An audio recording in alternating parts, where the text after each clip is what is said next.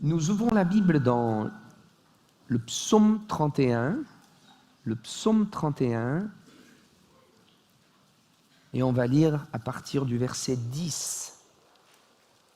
« Aie pitié de moi, Éternel, car je suis dans la détresse. J'ai le visage, l'âme et le corps usés par le chagrin. Ma vie se consume dans la douleur et mes années dans les soupirs. Ma force est épuisée à cause de mon iniquité et mes os dépérissent. Tous mes adversaires m'ont rendu un objet d'opprobre, de grand opprobre pour mes voisins et de terreur pour mes amis. Ceux qui me voient dehors s'enfuient loin de moi. Je suis oublié des cœurs comme un mort. Je suis comme un vase brisé. J'apprends les mauvais propos de plusieurs, l'épouvante qui règne alentour. Quand ils se concertent ensemble contre moi, ils complotent de m'ôter la vie. Amen. » Je m'arrête là pour la lecture. On va garder ce psaume ouvert. Et je voudrais apporter un élément supplémentaire dans cette quête, dans ce thème que nous avons abordé depuis plusieurs dimanches, concernant la transformation, que c'est le ministère du Saint-Esprit et le désir de Dieu, de nous transformer. Il y a des choses qui nous amènent à la transformation, comme l'offrande de notre corps comme un sacrifice vivant, et le renouvellement de l'intelligence par lequel on est transformé, le fait de plonger nos regards dans le miroir de la parole de Dieu et de contempler, de saisir, de voir Jésus, oui, ça nous transforme par l'Esprit.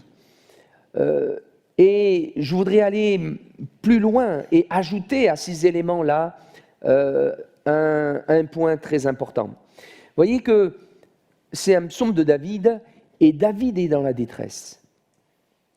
Je ne sais pas quel est l'événement dans sa vie, quelle circonstance l'a amené dans cette détresse, mais ce qui est sûr, c'est que comme nous l'avons lu, il le dit à partir du verset 10, qu'il est dans la détresse, qu'il a le visage, l'âme, le corps usé par le chagrin, que ses os même sont rongés, sa santé physique est touchée, il est conscient de dangers qui le menacent, il sent la persécution, il sait qu'il est l'objet de calomnie ou d'opprobre, de mauvais propos. Vous voyez, il est dans la détresse, il se sent rejeté, il y a la séparation d'avec ceux qu'il aime, il se sent abandonné, la solitude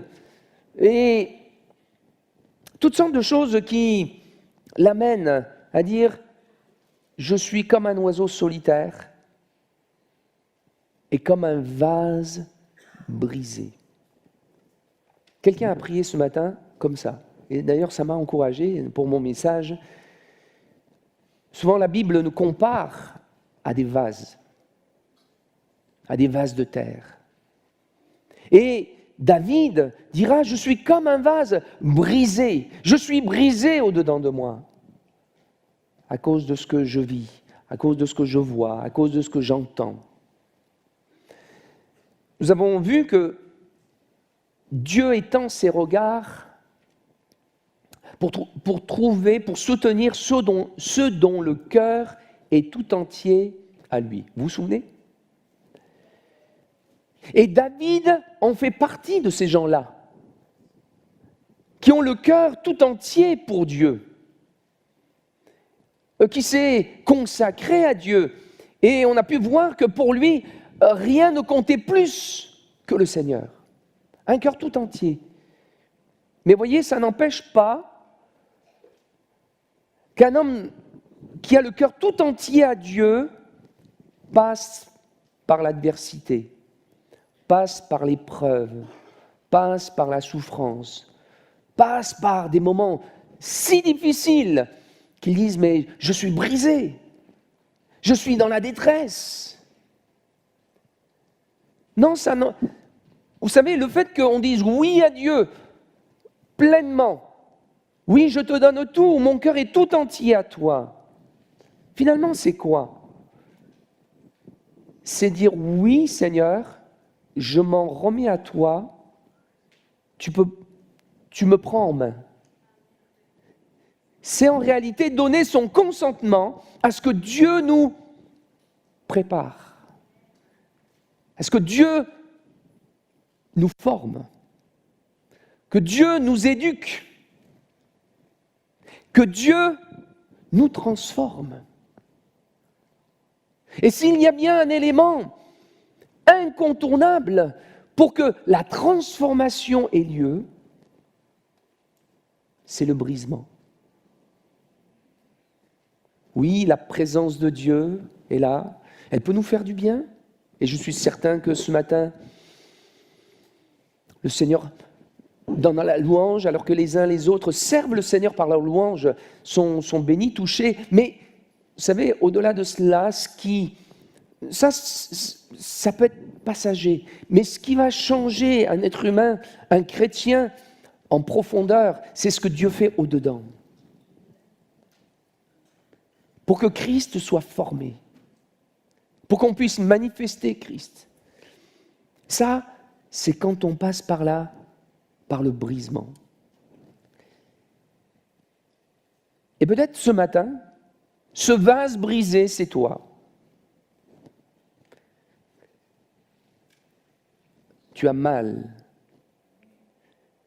Et tu souffres comme un oiseau solitaire, une situation qui est là et peut-être même qui dure depuis longtemps, que tu supportes, ou l'imprévu, ou un accident, quelque chose qui paralyse, un événement, quelque chose de familial, personnel, une perte, ou l'impasse dans laquelle on se retrouve, on se sent si impuissant, à ne rien pouvoir faire, et il n'y a rien d'autre. Ça te brise. Tu ne sais pas à qui le dire, à qui le partager, à qui l'exprimer.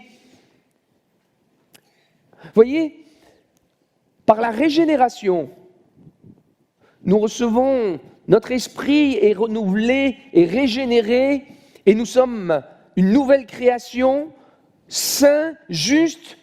Dieu fait une œuvre parfaite. Oui, nous sommes parfaits en lui. Mais pour que cette perfection coule et se manifeste, pour que l'Esprit de Dieu qui est venu s'unir à notre esprit, nous sommes le temple du Saint-Esprit et le Saint-Esprit vient habiter dans notre esprit, nous sommes un avec lui, mais pour que cet esprit coule à travers nos vies, il faut que l'âme, pour que l'âme soit un canal de cette perfection, de cette grâce, de cette sainteté, de cette perfection, pour qu'on manifeste Christ. Il faut que l'âme, qui durant toutes ces années a été formatée d'une certaine manière, même si l'âme a été purifiée, le sang de Jésus nous a purifiés, et je ne parle pas forcément de péché ce matin. Il faut que cette âme soit remodelée, soit maîtrisée, pour que nous puissions marcher par l'Esprit, pour que nous ne continuions pas à vivre de nos habitudes d'avant, de nos réflexes d'avant, de nos références d'avant, de nos repères d'avant, mais pour que nous puissions marcher selon la parole de Dieu, selon la volonté de Dieu, selon le cœur de Dieu. Il faut que l'âme soit brisée. C'est en cela que nous sommes de l'argile entre les mains du divin potier. Oui, vous vous souvenez que le fait que nous nous donnons au Seigneur notre corps comme un sacrifice vivant, on peut rendre un culte raisonnable. Le fait de prendre du temps, c'est déjà un premier pas pour renoncer à notre vie. Parce que c'est souvent la vie qui nous prend tellement de temps et qui nous empêche de nous approcher de Dieu. Et je dirais que, oui, bâtir un autel et avoir une vie qui se consacre à la présence de Dieu, c'est le premier élément de notre consécration à Dieu. Et que dans ce cadre, que la parole de Dieu alors qui se révèle vienne nous renouveler notre intelligence. Mais il est certain, pour que sa parole se révèle, pour que nous le saisissions et pour que nous le comprenions, et pour que nous, véritablement, on laisse le Seigneur œuvrer en nous, il y a besoin que l'âme soit brisée, pour qu'on ne vive plus selon l'âme, mais que nous puissions vivre par l'Esprit. Sans parler d'événements particuliers, je dirais que la vie nous brise. Vous ne trouvez pas? La vie nous brise. Quand les choses nous échappent. Et je pense que tout chrétien sincère a un jour dit, dans un moment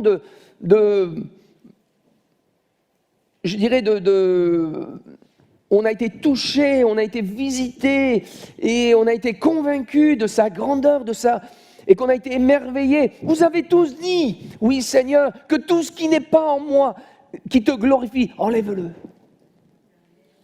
Vous avez tous chanté de tout votre cœur, brise-moi, façonne-moi, oui c'est mon désir. Vous l'avez chanté, non? Dieu répond. Dieu répond. Non pas. Et quand l'épreuve arrive, l'adversité est là, on se dit, oh Seigneur, mais tu m'as abandonné. Non, au contraire, Dieu s'occupe de toi. Plus que jamais, Dieu s'occupe, Dieu s'intéresse et Dieu prend ta vie. Et bien souvent, c'est dans notre innocence que nous avons chanté « Brise-moi, façonne-moi ». Mais en avançant, plus on connaît Dieu, peut-être moins on le chante. Ce chant-là. En tout cas, d'une manière inattendue, par là où on ne s'y attend pas.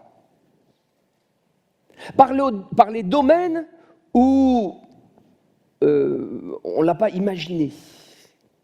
On pense qu'on gère, qu'on contrôle les choses, qu'on maîtrise les choses.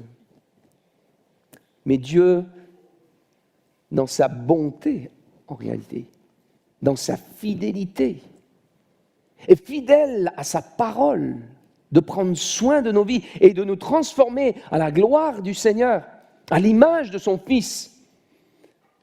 Il nous prend et il commence à œuvrer. Peut-être l'injustice, peut-être l'échec,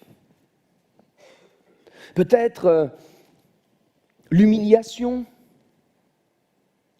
handicap, en tout cas toutes sortes de choses qui peuvent surgir et qui viennent te paralyser, qui viennent te bloquer et tu ne peux rien faire. Tu ne peux dire que comme David, je suis comme un vase brisé, un oiseau solitaire. Mais vous savez que c'est dans l'épreuve et dans le feu, dans la fournaise, c'est là que se révèle ce qui a besoin d'être changé. Comme on dit, c'est dans la tempête qu'on reconnaît un marin. Ah, moi aussi, j'ai fait un petit peu de voilier, comme ça. Quand il fait beau, le soleil, la mer est calme. Mais si la mer est agitée, je laisse ça aux professionnels.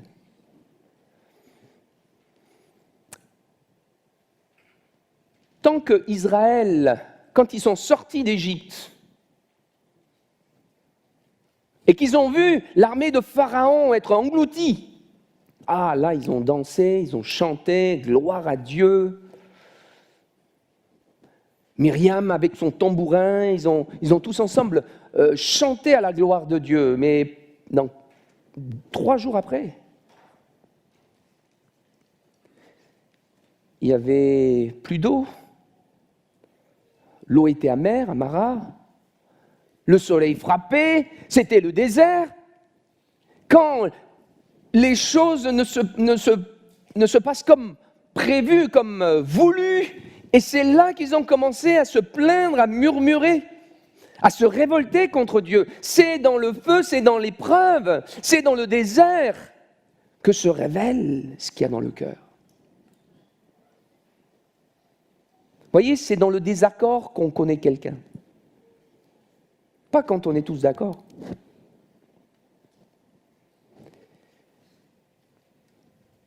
Les difficultés. Quand on parle de difficultés, c'est souvent des difficultés relationnelles. C'est dans les difficultés, ce genre de difficultés, que se révèle le manque d'amour. C'est dans les difficultés et dans ces conflits que se révèle l'égoïsme, l'égocentrisme. C'est dans les difficultés qu'on se rend compte ou que se révèle le manque de compréhension ou la dureté. Parce qu'en réalité, on ne sait pas à quel point on n'a pas donné à Dieu. Vous me suivez ? Parce qu'on dit tous, oui, prends tout, Seigneur. Et parce qu'on l'a chanté, on croit qu'on a tout donné, mais on n'a rien donné.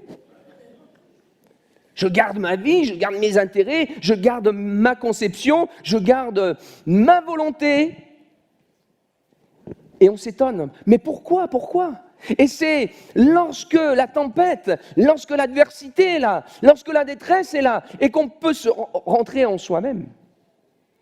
C'est dans ces choses, difficultés, que le Saint-Esprit, qu'on est apte, quand on est dans le brisement, qu'on est apte à écouter ce que le Seigneur veut nous dire. Des raisonnements qui sont erronés. C'est dans le brisement qu'on prend conscience de tout ce qui a besoin de changer. Oui, on est saint en Christ, c'est sûr. Vous le croyez cela, en Jésus-Christ. Mais il faut que cette sainteté, il faut que cette œuvre de Christ, dont nous sommes bénéficiaires, alors que nous sommes nés de nouveau, il faut que ça puisse traverser l'âme et que ça touche, impacte, imprègne notre volonté, notre caractère, nos pensées, nos actes, nos paroles.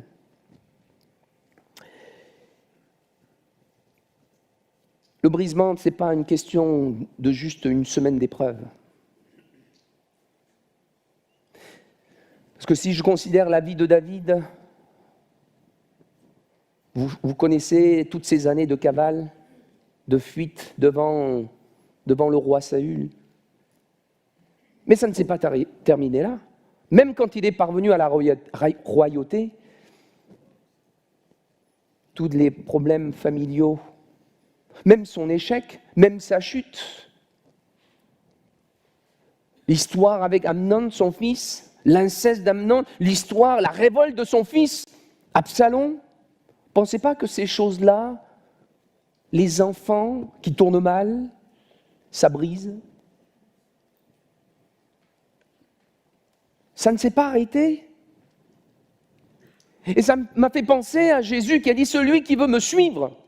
Celui qui veut être mon disciple, qui renonce à lui-même, qu'il se charge de sa croix et qu'il me suive. Sachez que la croix n'est pas juste un élément ponctuel dans l'échelle du temps. Ça y est, moi je suis passé par la croix, j'ai compris la croix. En fait, qui se charge de sa croix et qui suive Jésus. La croix, c'est un instrument de torture. C'est un instrument de mise à mort. Mais mise à mort du vieil homme, oui, de la chair. Suivre Jésus, c'est tout au long de notre vie. Aussi, parfois, il y a des personnes qui se disent « Ah, après cette épreuve, je vais pouvoir respirer. » Et une autre arrive. C'est jusqu'à ce que, finalement, on l'accepte. Le thème de mon message, c'est « Accepter le brisement pour la transformation ». Accepter la mise à mort du moi. Parce qu'on l'a cru, certes. Mais après, il y a les travaux pratiques. Il y a la théorie, puis il y a la pratique. Mais il faut savoir que la vie naît de l'expérience de la mort. La vie véritable coule, naît du verbe naître, et bien du renoncement, du brisement, en fait de la croix. Vous voyez, quelqu'un qui a été brisé, qu'est-ce que ça a comme résultat? Je dirais qu'il devient humble. Il devient humble. Il devient dépendant. Il prend conscience de sa suffisance, en fait.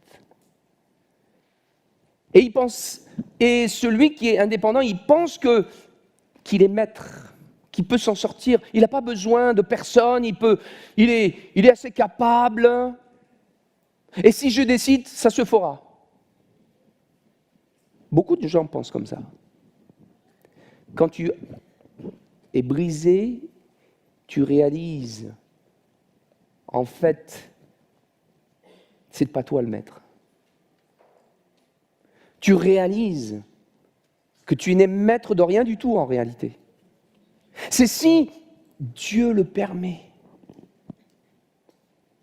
Si Dieu est d'accord. On apprend à travers l'épreuve et le brisement, si on accepte le brisement, à nous référer davantage à Dieu. Est-ce que Seigneur, tu es d'accord ? Est-ce que tu le veux? Est-ce que tu le permets? On réalise. On s'accroche au Seigneur.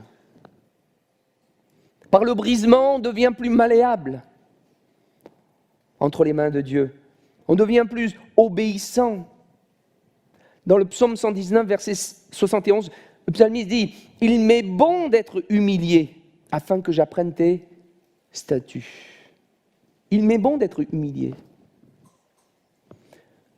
Dans le même psaume, verset 67, « Avant d'avoir été humilié, je m'égarais. Maintenant, j'observe ta parole. » Avant d'avoir été humilié. Il y a beaucoup de choses qui nous humilient même devant le Seigneur. Quand tu découvres ce qu'il y a, quand Dieu nous fait la grâce de nous éclairer, parce qu'il y a un cœur bien disposé à l'écouter dans l'épreuve, dans l'adversité, Dieu révèle ce qui a besoin d'être ôté, enlevé, la suffisance, le jugement. Oh, ça m'est arrivé de juger dans mon cœur. Mais dans l'adversité, on dit, oh Seigneur, pardonne tous mes jugements. Vous voyez, on s'humilie. On demande pardon au Seigneur. Vous voyez, dans le brisement, quand on accepte, quand on réalise que ça ne dépend, c'est pas moi le maître, mais que c'est lui le maître, et qu'on remet les choses entre les mains de Dieu, on lâche le contrôle,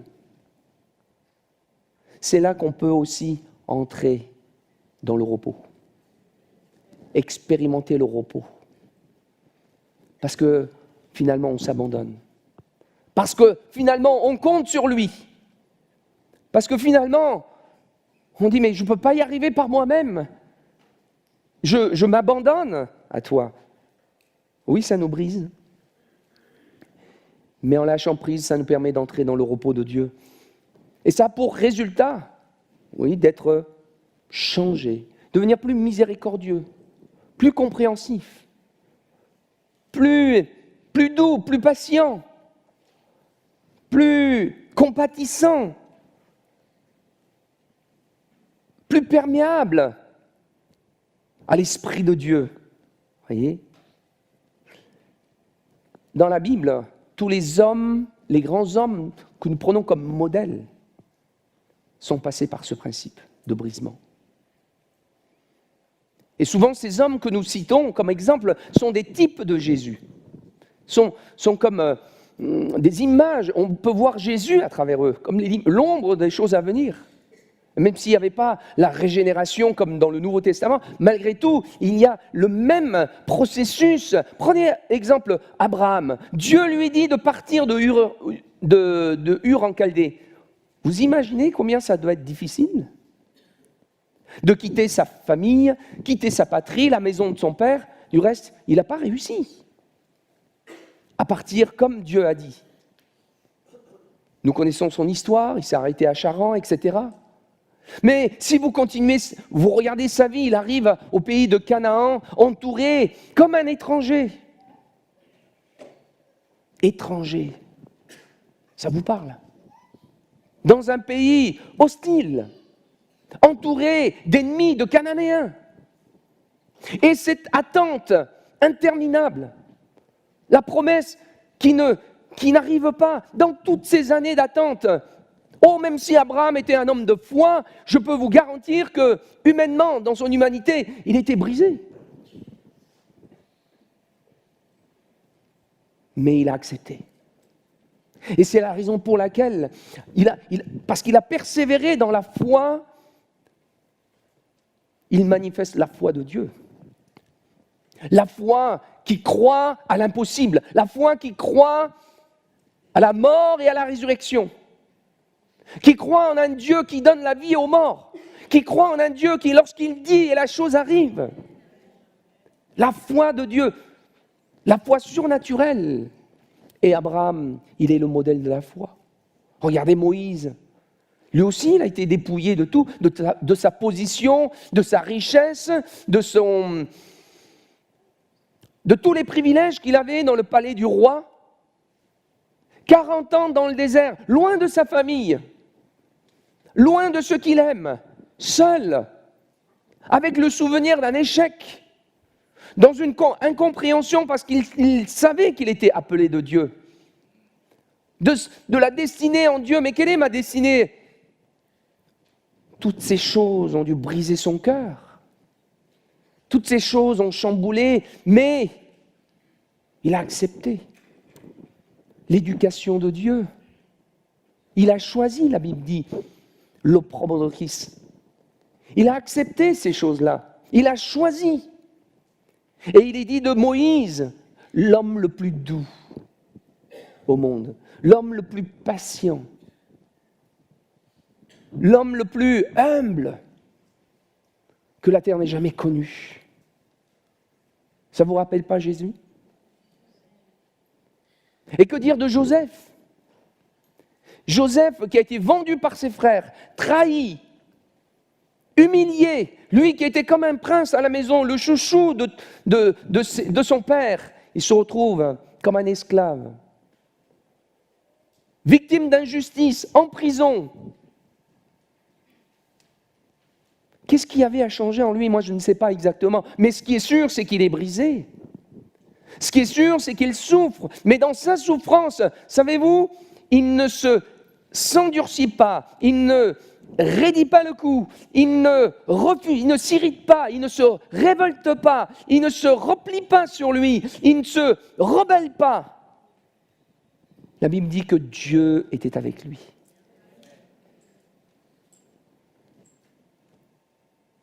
S'il n'était pas passé par ce brisement pour apprendre ce que Dieu avait à lui enseigner, je ne crois pas que quand les frères sont venus à ses pieds chercher des vivres, il aurait pardonné.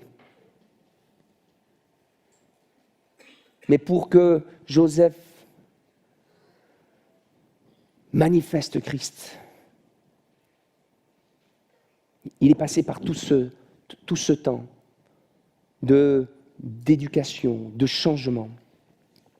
Tout cela, c'est l'image de Jésus. Mais voyez, le pardon, la grâce, voyez la patience, la douceur, voyez l'amour, voyez la foi surnaturelle, la foi qui croit à l'impossible, la foi persévérante, la patience, la persévérance, c'est tout ce dont nous avons besoin aujourd'hui, plus que tous les autres miracles.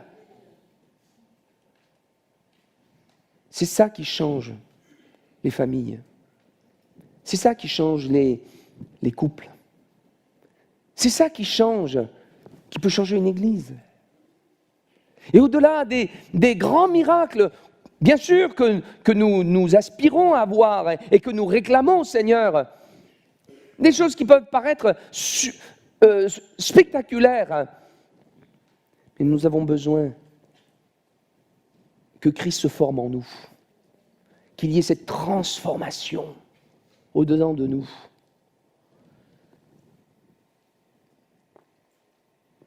David avait compris ça, que ce qui était important, c'est de s'en remettre à Dieu et d'être, quoi qu'il arrive, d'être tout entier pour Dieu. Dans la victoire comme dans la défaite, il l'a expérimenté.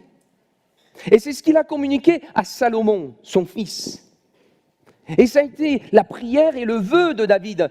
Mais Salomon, c'est pas ce qu'il a demandé. Et Salomon n'a jamais été brisé. Regardez comment il a terminé. Dans la déprime, dans la dépression. Saül, le premier roi d'Israël, choisi, loin de Dieu, il n'a jamais été brisé. Et lorsque on est venu le reprendre, il a raidi. Regardez comment il termine. David dit, oui, mais bon d'être humilié, afin que j'apprenne tes statuts. Oui, nous sommes des vases brisés. On crie tous, Seigneur, sers-toi de moi. Vous le dites. Je sais que vous le dites. Utilise ma vie, que ma vie serve à quelque chose. Mais si tel est le cas, eh bien, il ne faut pas trouver étrange et anormal qu'on passe par le brisement. 1 Pierre chapitre 4 verset 12 dit « Bien-aimés », et c'est ça que je voudrais que vous laissez vraiment sur votre cœur. 1 Pierre 4, 12 dit « Bien-aimés, ne soyez pas surpris, ne sois pas étonnés, ne dis pas « Ah, c'est pas normal ». Comme d'une chose étrange qui vous arrive, de la fournaise qui est au milieu de vous, pour vous éprouver. Ne soyons pas surpris, ne soyez pas déroutés, ne soyez pas déboussolés. Qu'est-ce qui m'arrive? Pourquoi ceci? Pourquoi cela? Dieu vous parle ce matin. Peut-être qu'il y a des jeunes qui disent je ne sais pas de quoi il parle, ma sœur, ce matin. Hein? Mais un jour, le Seigneur vous le rappellera. Mais voyez, alors que Dieu s'occupe de nous, alors que Dieu nous forme, Dieu nous travaille, tous les hommes de Dieu, et je crois que vous êtes des hommes de Dieu, les frères, ils sont timides. Est-ce que vous êtes des hommes de Dieu? Et pourquoi la sœur, elle dit Amen? Je ne comprends pas. Elle le veut tellement. Est-ce que vous êtes des femmes de Dieu? Voilà, comme d'habitude. Hein. Les sœurs, c'est toujours comme ça. Mais j'aimerais dire, Dieu ne nous a pas abandonnés. Dans nos brisements, Dieu ne dit pas, bon, je vais le torturer un petit peu et on va voir ce qu'il fait. Non. C'est pas connaître Dieu. Psaume 34, verset 18, « L'Éternel est près de ceux qui ont le cœur brisé. Il sauve ceux qui ont l'esprit dans l'abattement. » Plus que jamais, tu es dans la main de Dieu. Plus que jamais, Dieu s'intéresse à toi.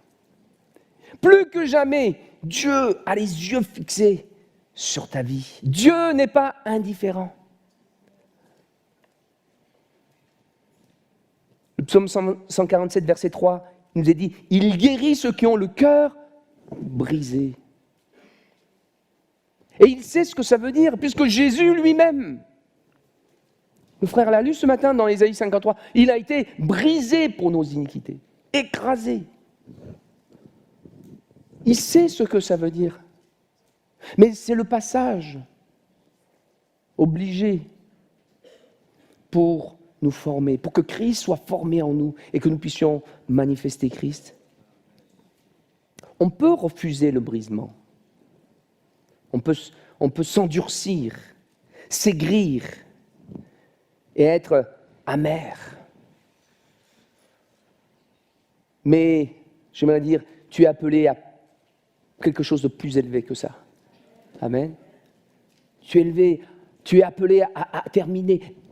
Oh, il faut comprendre le cœur de Dieu. Je pense que les parents, ils ont tous, surtout ceux qui ont des enfants, des fois ils sont malades et ils ne comprennent pas, ils ne peuvent pas parler et il faut leur faire la piqûre.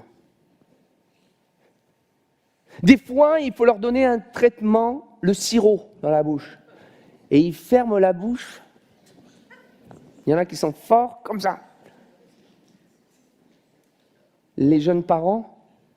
Alors on est obligé même de prendre la bouche, la mâchoire comme ça, appuyer fort pour que la bouche s'ouvre et pour le mettre. Et là, c'est le cri. Ah! Et vous voyez, qu'est-ce qu'on fait? On a peur que même les voisins disent mais qu'est-ce qu'ils font à la maison là à côté? On connaît tout ça et les enfants qui pleurent, on a mal au cœur pour eux.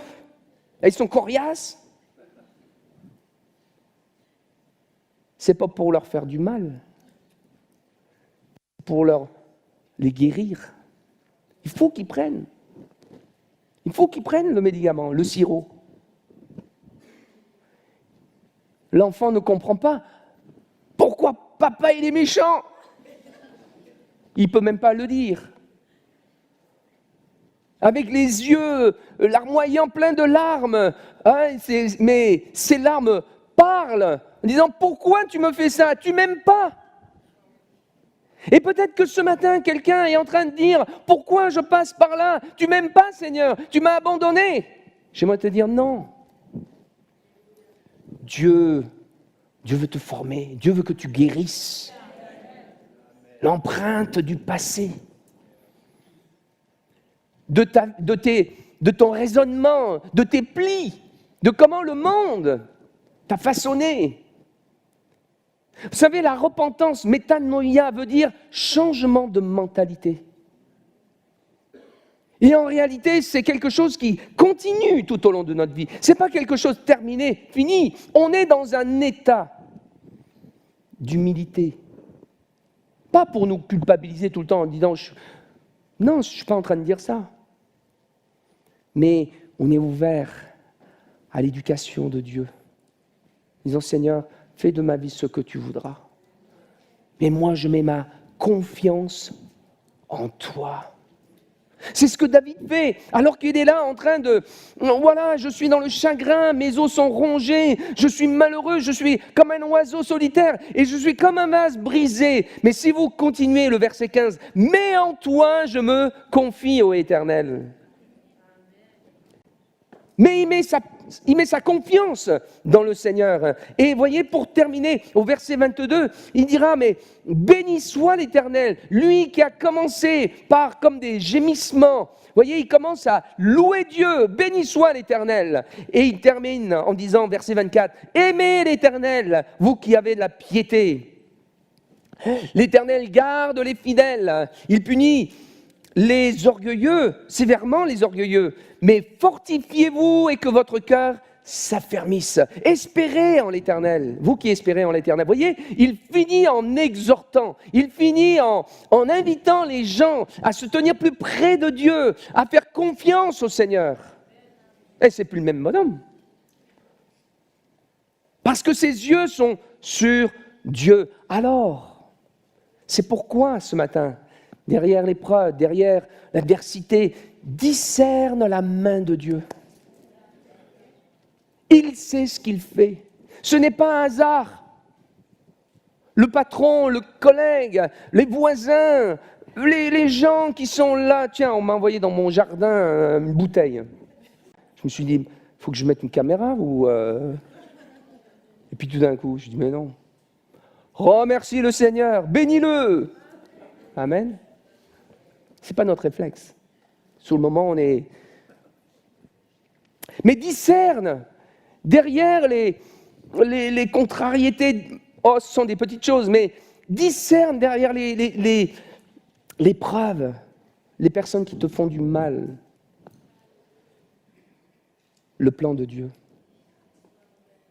Amen. Amen. Confie-toi dans le Seigneur. Regarde au Seigneur. C'est comme David, vous voyez, quand il fuyait Absalom. Il y a un des partisans de la maison de Saül qui, en voyant David de s'enfuir, a dit « Ah, il maudissait. Ah, tu es un méchant homme. Tu vois ce que tu as fait maintenant, Dieu te bénit. Dieu te maudit. Dieu te punit, pardon. » Et il maudissait. Il y a un des hommes de David, ils ont voulu... Et David, tu veux que j'aille lui couper la tête ? Non, laisse-le. C'est l'Éternel qui lui a dit de me maudire. Il accepte. Il ne va pas essayer de se défendre. Il remet tout entre les mains du Seigneur. Dieu ne nous a pas abandonnés.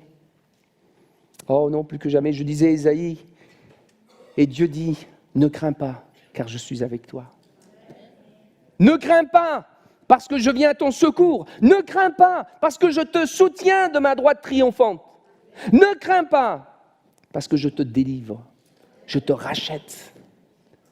Sans cesse, Dieu nous appelle à mettre notre confiance en lui. Est-ce que ce matin, tu veux dire, oui Seigneur, tu peux faire ton travail, pourvu que tu fasses, pourvu que tu atteignes ton objectif, pourvu que ma vie puisse être utile, pourvu que tu peux te glorifier à travers ma vie. Voyez quelqu'un, au-delà de faire de grands miracles, dans notre quotidien, dans les détails de notre vie, voyez, manifester Christ, ça glorifie Dieu.